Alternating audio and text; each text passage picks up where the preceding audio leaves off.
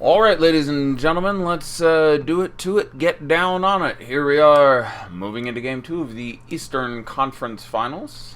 As has become our want, if you will. Talk about last night a little bit as people are filing into the room. Again, went largely according to plan.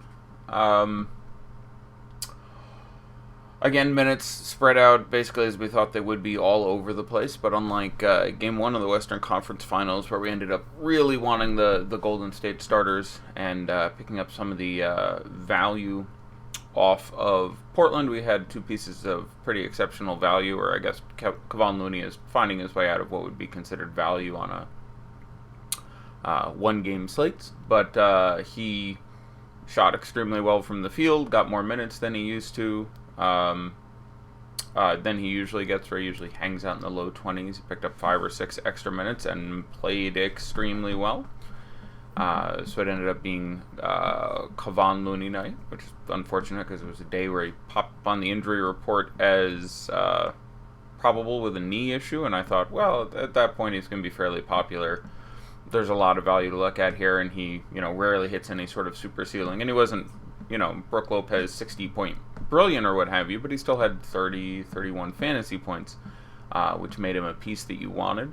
I did say to at least 2 people that you wanted to play Jordan Bell over Jonas Jerebko, although I preferred Bogut to Jordan Bell.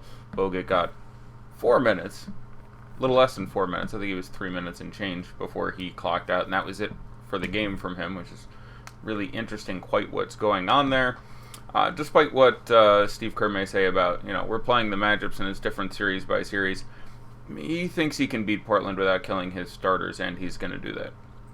And so he'll ride the hot hands a little bit, but you're going to continue to get games like this where you get 10 to 15 minutes out of 4 or 5 non-Kevon Looney studs going out there and doing their damage. Rodney Hood got hurt. He was playing about the way he normally plays, but his minutes came down by 6 or 7 because, again, he took a brief trip to the locker room. Seth Curry got there, looked good, ripped his brother a couple of times. That was nice to see, to get a little rivalry there. But much like the Raptors we're about to talk about well more in depth, Portland, and again, I'm a fan of more basketball whenever possible. I gave away a pretty giant lead here, so disappointing to see them be unable to convert and take a W out of that.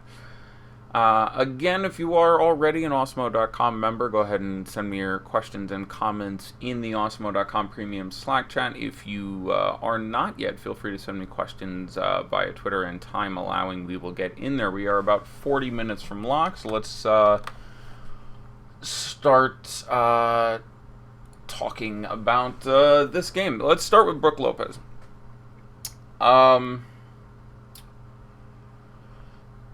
So I was not a huge fan of Brook Lopez, and again, I covered some of this as in the build-up period to yesterday's show, but the 2 primary reasons were it isn't a great matchup with seeing lots of Marc Gasol, and Marc Gasol played 40 minutes in this game.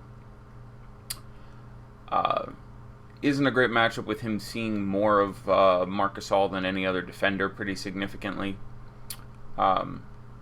This is a matchup, and again, which we had seen Joel Embiid certainly struggle, is fair to say, by his lofty offensive standards. Again, Joel Embiid's plus-minus and the team's plus-minus with him on and off the floor in that last series really speak to how good he is on both ends of the court. Again, shout out to him for being, I think, somewhere around plus 100 for the series and playing most of every game, and his team losing. Like, they were, if they have a backup center of any decent size, there are 20 backup centers in the league that if they were on Philadelphia for that series, they maybe win that series in 6 games or something. Joel Embiid was like a plus 100 in the series. In the last game of the series, he was a plus 10 in 45 minutes and 11 seconds, and they lost by 2, meaning that Toronto outscored Philadelphia by 12 in the 2 minutes and 49 seconds that Embiid wasn't on the court. But difficult matchup for him. The difference being there was that. There was the fact that he's struggled significantly against Marc Gasol over most of they're both more than a decade in the league. I think this is we're on year I want to say 13 for Marc Gasol, give or take. I'm pretty sure it's year 11 for Brook Lopez. They've played against each other a lot, and it's not a strong matchup for him, which isn't surprising. Marc Gasol, former Defensive Player of the Year. Even at this advanced stage of his career, the guys he tends to struggle against are the more fleet of foot guys, a la Clint Capella. Guys like that can give him some trouble. Big guys who are average or less, he generally does a great job defending. The difference being that Toronto, to a certain extent, and Marc Gasol, to a certain extent, sold out to stop Giannis, or do the best they could to stop Giannis. So I'm not surprised if in this upcoming game they see how that went down, release the shackles a little bit on Giannis, and pay more attention to Brook Lopez. That would be one obvious adjustment. Let's see. So the Bucks as a team are generally a pretty poor offensive rebounding team. Most Budenholzer teams tend to be a pretty poor offensive rebounding team, just for how they react. Their shot selection. They don't tend to get a lot of offensive rebounds. There were a lot in this game. It should be pointed out that Brook Lopez did get extremely lucky. He got 11 rebounds. That's more than you'd expect for him, even in 35 minutes. He got 4 offensive rebounds. That's 2 or 3 more than you'd expect for him, especially on this team in that period of time. I think all 4 offensive rebounds turned into positive layups for him. He got 4 blocks. That's at least 1.5 more than you would expect. So even if you played this game again and had them focus on Giannis and had him spend 35 minutes on the court where he was able to largely get some space from Marc Gasol by, sort of conflicting Marc Gasol to have to double over onto Giannis a lot and build the Giannis wall, a la Al Horford, which has been a theme in these playoffs. He would normally score 40 fantasy points, somewhere in that range. So all the breaks did go his way. That being said, Brook Lopez is pretty good in this matchup on both ends. To an extent that I undersold it. I've watched the entirety of this game twice now.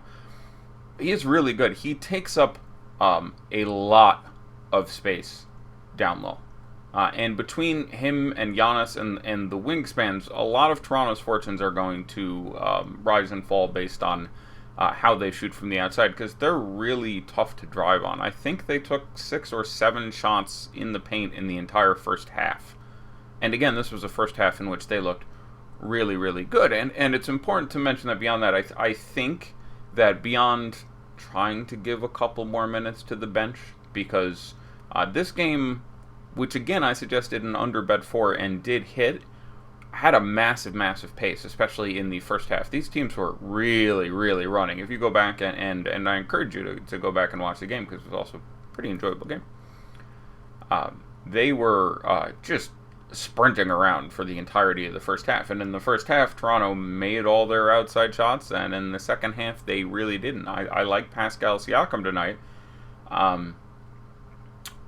We should talk about the matchups in a little bit, though. It basically, if you watch the first show and I said, I think this is what happens, that's what happened. There was very little switching. Guys had primary defenders more than you would expect. A number of guys doubled onto Giannis, which occasionally left Brolo open, but outside of that, everybody basically guarded who we expected them to, and again, as expected, not a ton of switching, and so you ended up with guys having a greater proportion. But Brook Lopez is still too cheap for what seems like a raw projection for him. I have him projected for about 36 fantasy points in 35 minutes right now. I do think he gets that time, and that's very relevant versus the last series where in the middle he really dipped for a bit until they managed to make some adjustments on both ends of the court with how he was playing defense and putting in more. There were some great Giannis and Brolo pick and roll that we saw. They really made some adjustments on both ends of the court. And I don't think Coach Bud will get as much credit as he should for that. But I would be surprised if his minutes weren't secure. And at his price, 35 minutes should feel pretty appealing. Now, again, I have him projected for 36 fantasy points. I have him a little bit ahead of Lowry. I have him a little bit of Chris Middleton, who I expected to struggle this series and did not disappoint as far as that consideration went in Game 1. I still like Brook Lopez quite a bit. I can certainly see a floor, and for this reason, there's actually some negative correlation with Giannis, because basically one of these dudes is going to see more of Marc Gasol up in their shit. In a cash situation, I kind of like having them both, because, either Giannis is going to get a little less Marc Gasol and just be able to get to the rim a little bit more. And his projection for me would kick over 60 and look a little bit better. Or they'll continue to make that a priority, say, look, we don't think Brook Lopez can beat us every game. We don't think he's going to grab that many offensive rebounds. We don't think he's going to convert them all. Maybe this happens again, and maybe you get 45 or something out of Brook Lopez. But at his current price, he's well incentivized, and I have him at a similarly priced Eric Bledsoe, who I think is just fine to play in tournaments.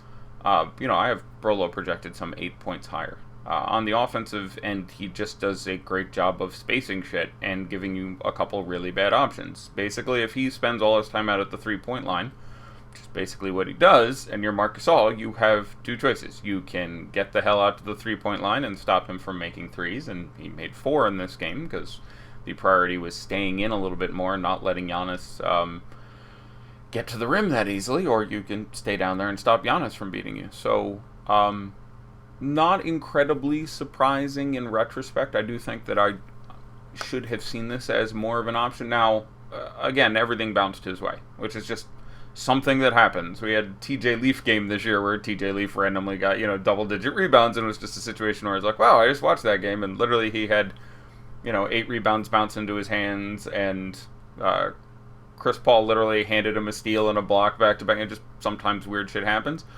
That was the ceiling of ceilings that you're going to get out of Brook Lopez. But he's still too cheap. His price on DK moved a little bit more aggressively. On FanDuel, he's still inexpensive. I really don't hate him in cash. So let's see. Other things talking about that first game. Again, the under came in. I do think that you run into defensive issues having Mirotic and Lopez out there together. They minimized it, was going forward after the beginning of the game, but I said on the last show, I would not be surprised to see Toronto get out to a fast start, because especially at the start of the game, before everybody played 35, 40 minutes, with any kind of pace, they're going to have a little more trouble defending that. You're going to get some open threes, and that's basically what happened, and that was even with Pascal Siakam failing to convert on a number of them.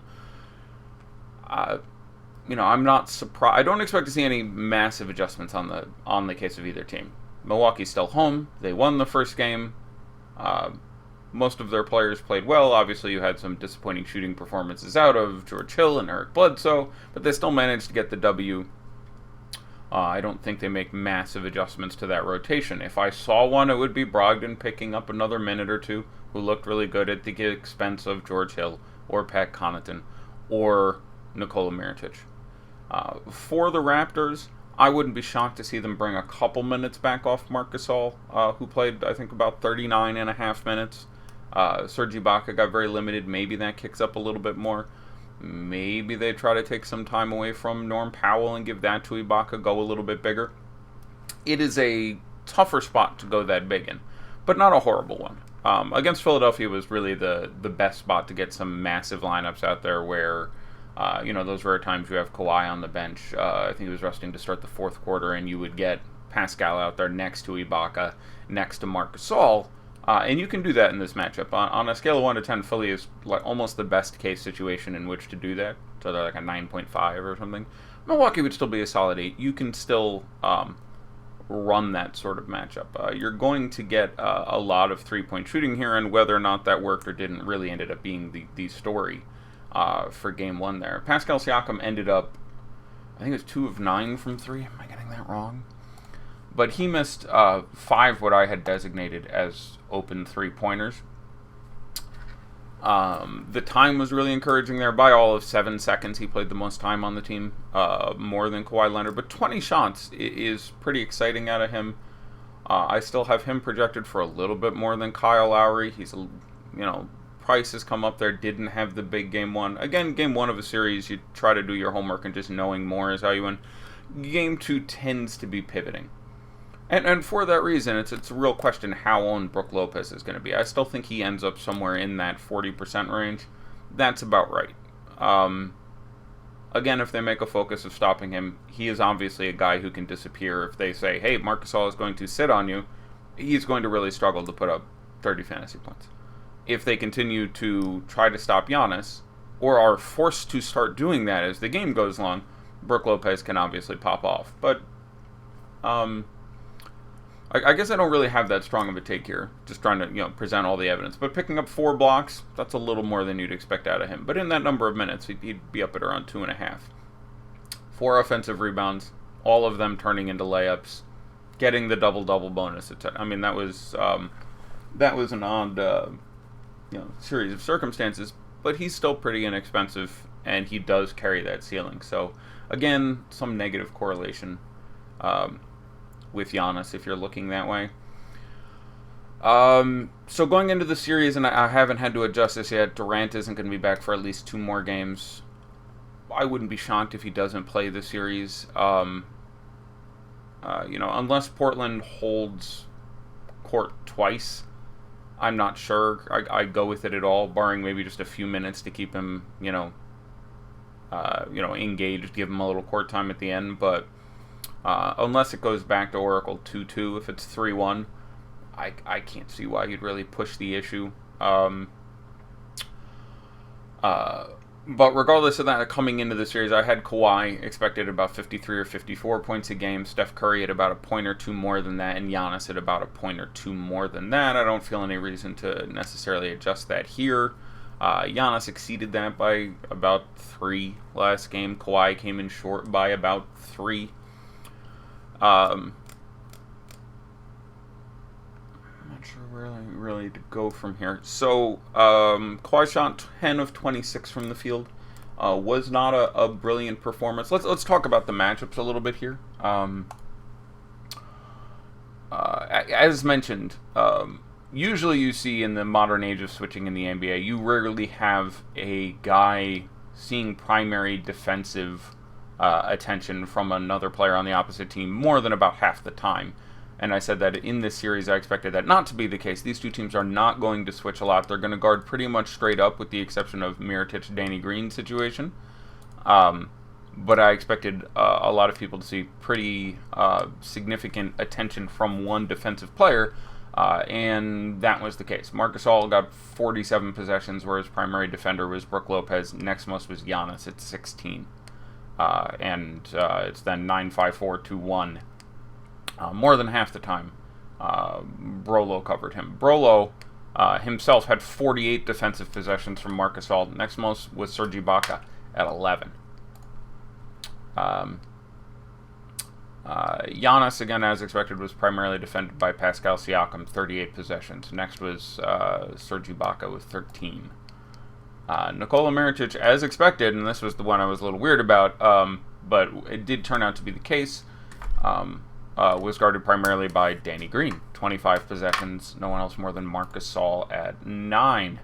Eric Bledsoe was the primary guy on Kyle Lowry, and vice versa. Chris Middleton was the primary guy on Kawhi Leonard, and vice versa. And they help a little bit there, but not a ton. Brogdon, again, playing his 27 minutes off the bench, actually ended up being number 2 on Kawhi and also does a very good job there. This is a very underrated Bucks defensive team. There are times you're going to have issues with Brolo. You will frequently have issues with Mirotic. Outside of that, when you have Brogdon and Hill coming off the bench and Bledsoe, who is well better than he's given credit for and really held it down in the first couple of rounds. Although Lowry obviously got what he wanted in this last game. It was a very, very nice game out of Lowry. But Bledsoe, obviously very good. Again, those couple guys coming in off the bench. Middleton is underrated in this aspect of the game. He's long and just provides enough tension there. That being said, again, I have Kawhi projected to score 4 or 5 more fantasy points than he did in that last game, or 3.5 or 4. Just a little less efficient than we had seen out of, killer Kawhi, where he was, shooting 65-70% from the field. This is a very difficult spot to do that in. They guard him well. They shade him to his poor side. Trouble getting to the rim for a couple of reasons. Giannis and Brook Lopez just take up a massive amount of space there, making that a little more difficult. So he's taking more fadeaways and shots of that nature, and unsurprisingly ends up being a little more efficient here. And it comes into, a lineup building game there. But where you're saving a couple $1,000s, I can see playing Kawhi and not Giannis. I can certainly see playing Giannis and not Kawhi, as I have Giannis again as projected as my overall top scorer. More often than not, I imagine I'm trying to play both of them because you just have a couple underpriced value pieces still, and you have a couple mid-price guys who carry an upside. So, Bledsoe, where he's currently priced, there's an upside on top of that. Played 29.5 minutes, which was more time than he actually played. Now, there's concern there. He can be replaced by George Hill. He can be replaced by Malcolm Brogdon if necessary. They can throw some of his time at Pat Connaughton. He was legitimately bad on both ends of the court.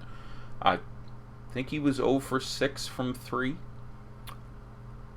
And Lowry got what he wanted. And again, this is not generally what you've expected. If you watch the games during the year, if you watched over the course of their careers, he generally does better than Lowry. I would guess off the top of my head, if they've played each other 15 times in their career, he's outscored Lowry in fantasy points, about a dozen of them. So again, sort of like Kevon Looney yesterday, I think there's a possibility of minutes reduction. Like Kevon Looney yesterday, I would expect him to keep his minutes. I think that's the most likely scenario, is the way I described it. I again think you probably get 28, 29 minutes out of Eric Bledsoe here, and he's cheap enough where he ended up with basically 20 fantasy points, 15 in the second half and about 5 in the first half. He was obviously just dreadful in the first half, and one of the reasons that the Bucks had a hole to dig out of, but especially because they did eventually take down the W. I doubt they're making massive changes to it, and I doubt they go, oh, Bledsoe, that was really concerning. We're going to make a significant change here. Could it happen? Sure. But I imagine he gets his time again, and there is a ceiling there. I think Bledsoe had 1 steal and no blocks. He would project for higher than both of those numbers. Again, 0 for 6 from 3. I think it was 3 for 12 from the field. If he makes 2 of those 6 threes, which would still be a little under his average, you end up having, 28 fantasy points, and that on a 1-game slate would have felt just fine. God forbid he picks up some steals, some blocks, etc. So I still think that's just fine in tournaments. I don't think you want to overthink this super much. He's looked bad, and he's disappointed frequently during these playoffs. He had exactly 1 game you were happy with in the last series where he exceeded 30 fantasy points. But if he's going to be 18% owned, he's not that expensive, and just like Brook Lopez can, go out there and get you 50-something, Eric Bledsoe can go out there and get you 50-something. And the ownership is simply going to make that advantageous because he has not been good. But I do think the talent is there, and I wouldn't be shocked if that turns around and looks great. If you want the possession-by-possession breaks down there, you can do it. That's all public stuff. It's by Second Spectrum. They do it at NBA.com. So basically, go to the NBA.com website, find a player, go to that player's page. The default will be profile and an option on the left. Bring that down to matchups, and then there's some filters. Leave it set for playoffs. Add a custom filter of team and put in the opposing team of Milwaukee or Toronto as appropriate, and it'll give you the individual matchups. And there's also shot data and all sorts of other stuff, which, again, usually tends to be pretty consistent per player and looks like what you expect. But, let you double-check some suppositions. If there's anything particularly weird there, I'd check all of it. And I'll scream if I see anything that looks particularly odd. So let's see, talking about players. Obviously, this all comes down to where we expect the ownership to be. This was a brilliant game out of Kyle Lowry, but again, I still have Pascal Siakam projected higher than him. Kyle Lowry shot 10 of 15 from the field. Pascal Siakam shot 6 of 20. I will go on record as saying I think those numbers both regress towards the mean, where Pascal Siakam will shoot greater than 30% from the field over the course of the series, and Kyle Lowry will shoot less than 67% from the field over the course of the series. There's a few extra minutes for Pascal Siakam, which isn't irrelevant. And again, he took, I think, 7 3-pointers, and I had 5 of them as open, 4 of which were corner threes, and made maybe one of them. And he just was not making his shots, but it was nice to see him taking them. He came back from his calf injury in Game 5 of the last series, was super aggressive in Game 6 and Game 7, was pretty laid back. Again, I'm generally happier with 6 out of 20 than 10 out of 15, because especially with a more interior player there. But he's far from a must-play. I don't want to overstate my enthusiasm just because he is going to see a butt-ton of Giannis. I would think that the shots would normalize somewhere closer to 16 or 17, 20, a bit higher than I would expect out of the series, just because there's other guys with better matchups. Still generally like it. Still, FanDuel, I think he's 12.5. The price on DK is still pretty appealing for him. I still haven't projected a couple points higher than Lowry. I expect Lowry to be higher owned than him just based on their Game 1 performance, which I don't think is apropos of everything. Do I think Kawhi carries the load more tonight? I would say the load would be similar, but I would expect him to be a little more efficient. Again, 10 for 26 from the field for him is 39% or what have you. I expect him to be a little more efficient than that. I don't know if you see against a great matchup some 60-65% bullshit, but you could certainly pick up some more peripherals. Again, he had basically 50 on the nose in that first game. I had him pretty close to 54 for the series. I don't feel the need to adjust that, so I'd see him being a little more efficient.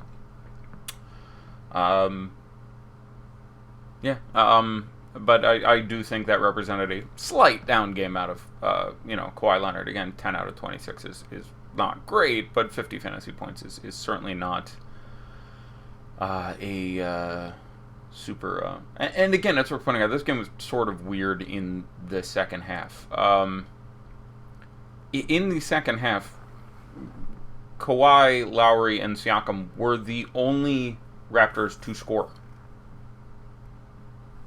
That's a little weird, which, leads to questions like Danny Green. As expected, Danny Green is guarding and was guarded by Nikola Mirotic to start that game.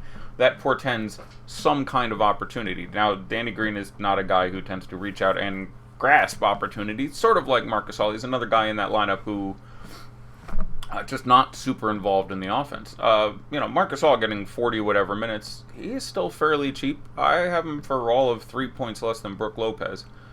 And if the ownership swings and on sites where their salaries are similar, I would probably still rather go with Marc Gasol, who has a fine matchup himself. Didn't shoot that well, but Danny Green and Marc Gasol are generally deferring to those other 3 guys to a certain degree. When everybody's in, it's Kawhi's team. Then usually Pascal's coming in second as far as offensive activity, and then you get Lowry third, and then you have whoever's drawing up the rear there. So Danny Green has a fine matchup. Played, I don't remember, mid to high 30s in minutes. I'll look it up. I don't happen to remember that one offhand. I want to say like 37 minutes. Danny Green, 35 minutes and 10 seconds. There you have it. And again, that could come up as, you don't see tremendous games out of anyone off the bench here, so he was the only one who saw less than 40 minutes. Marc Gasol saw 5 seconds less than 40 minutes. He played 39-55. The other guy saw 42, a hair over 40 for Lowry in a close game, and 40 minutes for Marc Gasol. So I wouldn't be shocked to see Danny Green's time come up, but he's still inexpensive, and he has a matchup he could move in. Marc Gasol shot 2 for 11 in that game. So, yes, generally I would think that would improve. But just based on getting 5 dimes, getting a dozen rebounds, he still gave you 33, and that's just a fine number there. That's a slight underperformance from him. So I like both centers. I don't mind having both centers. I don't think there's any real negative correlation between having both centers.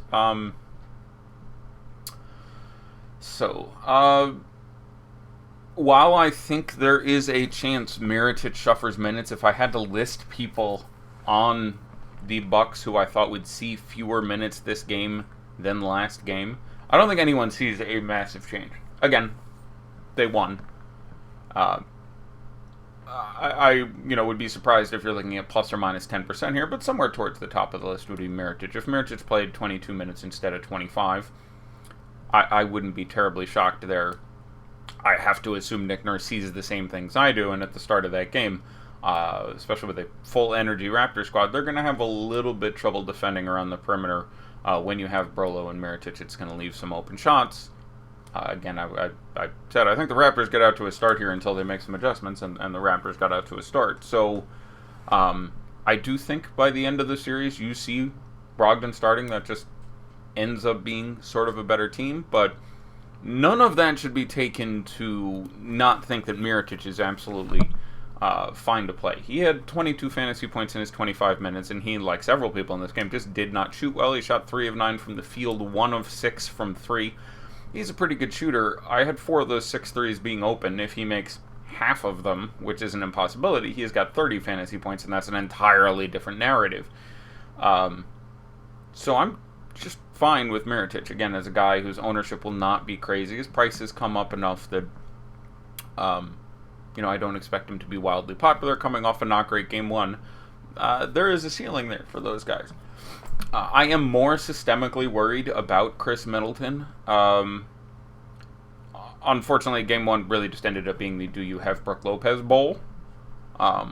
But accepting that, if that hadn't become really the dominating factor of scoring or not, I think we as a collective would have done extremely well before that game, just because I was pretty low on Chris Middleton because he is expending a massive amount of effort on the defensive end of the court dealing with Kawhi. And on the offensive end of the court, he's dealing with Kawhi, and for those two reasons, he's just not that cheap, or was going to be that low-owned, where some sort of massive upside was going to get busted out of him, and that's what happened. And again, he's going to need to be cheaper and less owned for me to, I see people all the time saying, let's get back there, and, he had a bad game, I expect him to rebound. Obviously, it's possible. Chris Middleton is an all-star caliber player. Certainly it could come out, but I'm generally looking other places and better prices. One of the other sites I sub to said that the individual matchup with Chris Middleton has with Danny Green isn't ideal, and I consider Green a solid defender. Okay, I feel like you're baiting me, but yes, I whoever wrote that doesn't either look at stats or watch the games, because Danny Green doesn't guard Chris Middleton almost at all.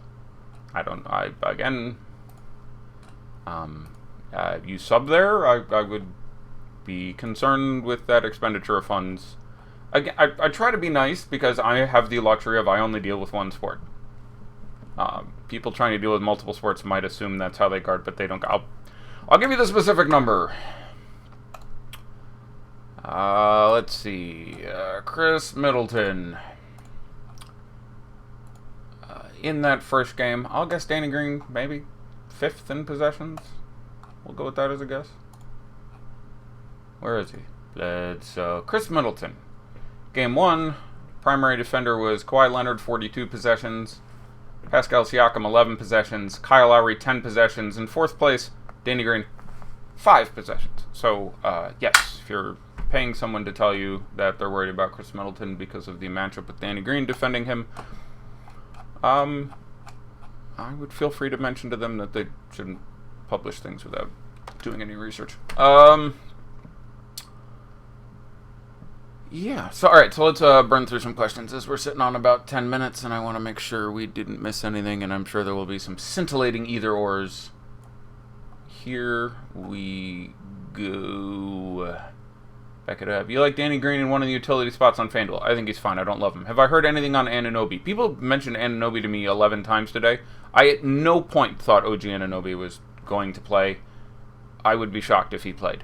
I'd be surprised if he was active. I'd give heavy odds against that. And even if he was active, I'd go maybe 50-50 that he plays. I do not think it's worth any consideration whatsoever, and I hope other people play him.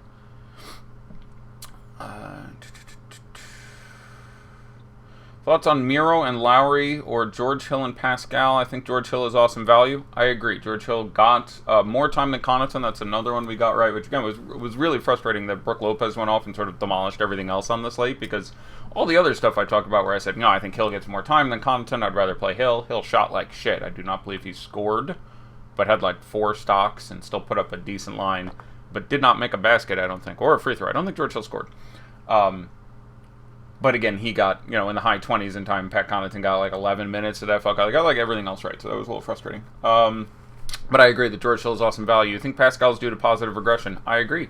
Lowry won't go 7 for 9 from 3 again. I agree. And you worry about Mira's minutes slightly going forward. So we're bringing it back to Mirotic and Lowry or George Hill and Pascal. I'd be a little more inclined towards George Hill and Pascal. Gasol, Lowry, Pascal, or Giannis, Ibaka, Ilyasova on DK. I would slightly prefer Gasol, Lowry, Pascal, but again, not playing Giannis carries a host of issues potentially with it. Have you heard anything on Anunoby? I expect him to be out along with Pat McCaw, who is still out, along with Jordan Lloyd, who is still out. Can you briefly touch on Looney starting the second half yesterday, playing the 2-day slate on FanDuel? Yeah, I don't know. Again, I think it's unlikely he gets necessarily in the high 20s in minutes again, is necessarily that efficient. I would adjust my projection for him up a couple points from, the low 20s, from, 20 fantasy points to 22 or something. So it would depend on his exact price, but it's encouraging to see, and he's played really well. He's looked extremely well. Again, the showdown is a kick in the nuts because just random things in one basket drastically changes the slate. So yesterday you somehow wanted Looney and Jordan Bell, which just feels weird. It's like, okay, I need 2 non-starting centers from the same team, but that's just the way you play cricket sometimes. Do I think Kawhi carries the load more tonight? We've been through that. We did the George Hill Pascal thing. Draymond and McCollum or Siakam and Dame. I would probably barely go Siakam and Dame, but I have that very close. Any bets you like? I thought this was pretty appropriately placed as about a 215, 216 over-under, and I've seen it bumped up some places as high as 219. That does seem a little bit high for me, but, by a point or so. So nothing I certainly love. On FanDuel, is your build to go starting with Giannis at 2, Kawhi 1.5x? Raw points, yes, that makes the most sense to me.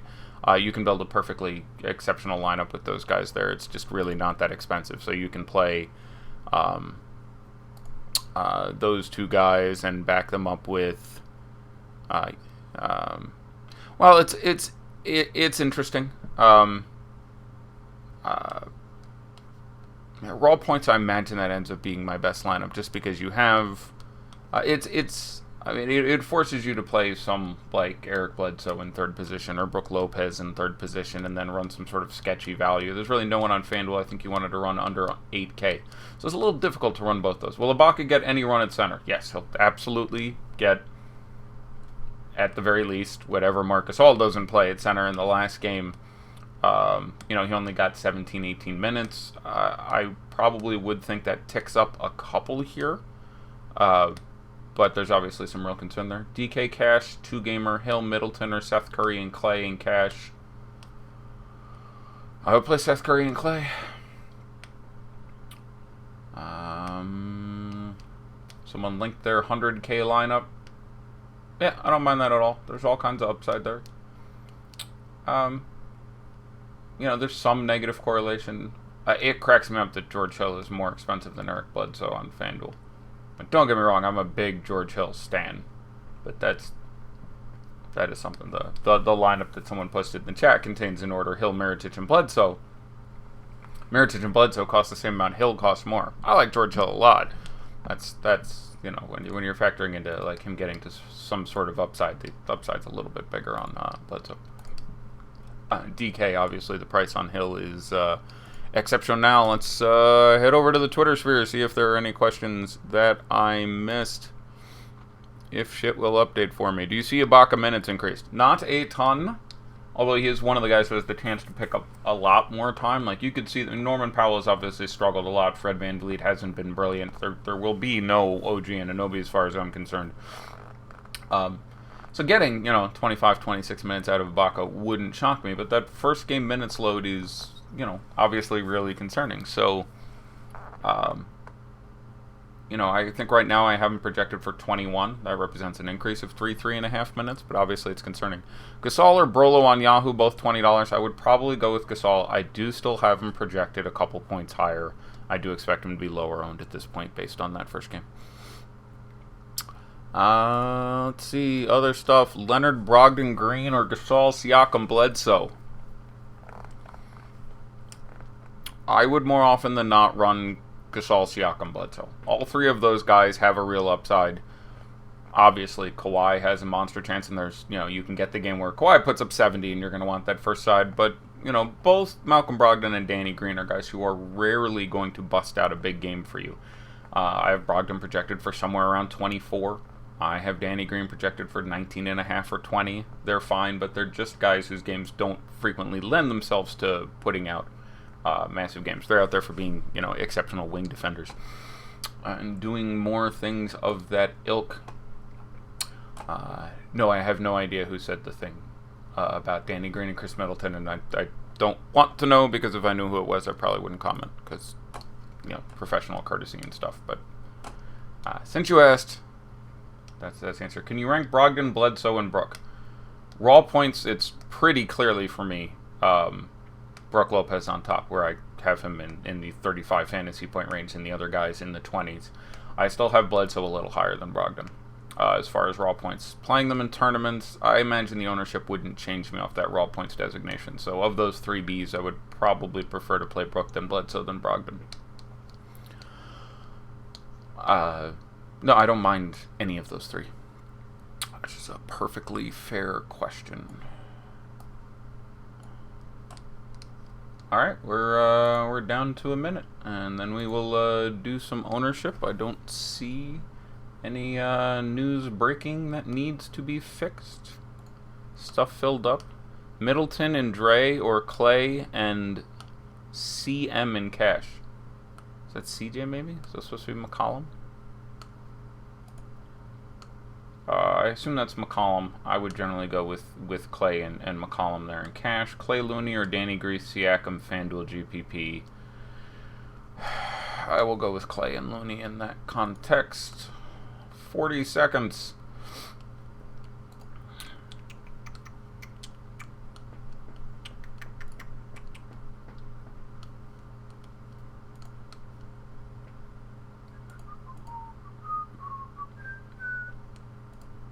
Nope, no overlay to speak of. I checked. It is not present. So sad. So sorry. I'm sure some satellites on FanDuel, because they overlay all the time. And again, that's generally going to be worth your time signing up for those. All right. Ticked to 8:30. Let's go ahead and take a look at some ownership. On FanDuel, again, $350,000 for one game. Probably $100 to first. Yes. Because why not give 30% of the prizes to first place? Giannis, 80%. Okay. Pascal Siakam, 34%. That feels pretty good. And he's too cheap, by the way. 12.5 on FanDuel for Pascal Siakam is too cheap. Points per dollar is one of the better plays there. So the ownership on him there is pretty nice at 33%. Brook Lopez, 57.5. Right, that was the concern. Marc Gasol, 27.5. See what I'm saying? If you have them, I have Gasol projected for a couple points more. I think if you play these games out a million times, he's slightly better than Brook Lopez, although obviously it depends whether or not they choose to pay more attention to Brook Lopez offensively, although, again, a lot of his game was putbacks and stuff that isn't necessarily repeatable, but there's no world in which you don't want 27.5% Marc Gasol tonight and not 57.5% Brook Lopez. None. That's just free money. Like, for you to think that Brook Lopez is better in this situation, you would need to have him projected for, 14 more fantasy points. You would need to have, Brook Lopez at 40 and Marc Gasol at like 26 for you to think that they made sense at that ownership. Eric Bledsoe, 31%. Again, still a little higher than you'd like to see, but fine. Brogdon, 37.6%. Yeah, I'd come in under that. I like Malcolm Brogdon a lot as a player. You can hang your hat on maybe the minutes continue to trend up. He gets 28, 29, 30. Has a fairly safe floor. Knockdown shooter. But just, roll and whatever on the team. He's not Danny Green disinvested, but Danny Green, 44%. I understand it because at $8,000, he's like the last guy with any degree of security. So if you are playing, say, Giannis and Kawhi, which like half of lineups are, you end up playing a lot of Danny Green and to an extent a lot of Malcolm Brogdon and Brook Lopez. So you have, and this lineup I clicked on, I imagine, is a pretty common one. Giannis followed by Kawhi as your all-star, followed by Brook Lopez as your pro, Brogdon and Danny Green. Would not shock me to see that as the most common lineup in the FanDuel tournaments. As I click on 3 consecutive people with exactly that lineup. So if that one takes it down, boy, enjoy that $84. Mirotic, 13.7. That's thrilling for me. Look, one game slate 13.7 for a guy who can score for you is pretty goddamn exciting for me. Yes, that lineup is pretty consistent. Van Vliet, 10%. Okay, 10% is about where that number should be. But yeah, Mirotic, 14. Now, in fairness, the price on FanDuel is a kick in the nuts. It is $9,500, I think. That's quite a bit to spend for Mirotic, but 40 a very real possibility. So yes, I would be super duper excited to have some exposure to him. DraftKings, hey, look at this. You actually entered tournaments today. You degenerate. The $450,000 beast of the East. I think the other one's the best of the West. It's very clever. I enjoy some good assonance when possible. Let's see if I can get this ownership to download and open up. Giannis has a rebound, 2 points, and a block in the first 45 seconds. So I'm going to go in a second and talk about this game. Or watch this game, rather, so I can talk about it a little more erudite on the next show. But the ownership, I imagine you're going to see Giannis and Kawhi at the top with some, because there were some pretty cheap salaries, so around 90% for both these guys, I would think. What do we got? Number 1, Giannis Antetokounmpo, 92.4%. I am not surprised. Number 2, Kawhi Leonard, 88.6%. I am not surprised. Number 3, Marc Gasol, 60%. Okay. That is a number. I'm trying to remember his price exactly. It was cheaper than Bro used to. And again, a lot of these come in with the fact that, you want to play one value guys, so you're going to get, greater than ownership that you would expect on Ersan and Ibaka and guys in that range because you're playing Giannis Kawhi on top, which, again, literally something to the order of 84% of lineups have both of those dudes in them. It's going to really limit some of the mid-price ownership. So Gasol, 60, sure. Lowry, 50. I'd come in under that. Don't mind Kyle Lowry at all. But Mirotic, 38.5. Makes sense at his better price there. George Hill, 37. Again, unsurprising. He has excellent value there. Brook Lopez, 32.5. Yeah, I'd like more than that. Chris Middleton, 32. I'd probably come in under again. I'm sure I'd come in under again. Around 20 would be the point at which it would make sense to me. Pascal Siakam, 32. I'd have over. Eric Bledsoe, 31. Feels about right. Serge Ibaka, 30. I don't know. Those minutes last game have me pretty concerned. I imagine I'd rather go with some of the other guys, but the price is nice. Ersan Ilyasova, 25. Yeah, dude's cheap. Probably gets his 15 minutes. Probably gets about 15 fantasy points. Could see 9. Could see 22. Broggy Pants, 15.8. Yep, again, pricing issues there. Danny Green, 12.7. I'd want a little more than that. Pat Connaughton, 10.4. I don't know. Fred VanVleet, 8.3. Norman Powell, 4.8. Sterling Brown, 0.18. Jeremy Lin, 0.07. Tony Snell, 0.5. Tim Frazier, 0.3. OG Anunoby, 0.02. Yeah, there was some sort of running rumor all day today where I got 4 tweets and 3 Slack messages like, what do you think about Anunoby tonight? And I'm like, I think he's not playing. I think one of the sites maybe had an iffy designation, but I had no point from Lewinberg or any of the other guys I follow on the Raptors beat got any inclination that he might go. The last update I saw was, I want to say the 14th, 3 days ago, which was he should be out at least another week. Like, very curious for me that somehow the news got out there that the OG might got in there and do some real damage. So Giannis doing things. I am off to watch the basketball game. Thank you, friends, lovers, neighbors, and we will be, I presume, let me look at the schedule. I'm going to take a second before I kill the show here and take a look at the schedule. I think there may be a day off this weekend, or perhaps we continue straight on till morning Peter Pan style. Let's take a look at what we have scheduled and when. We obviously have the one game tonight.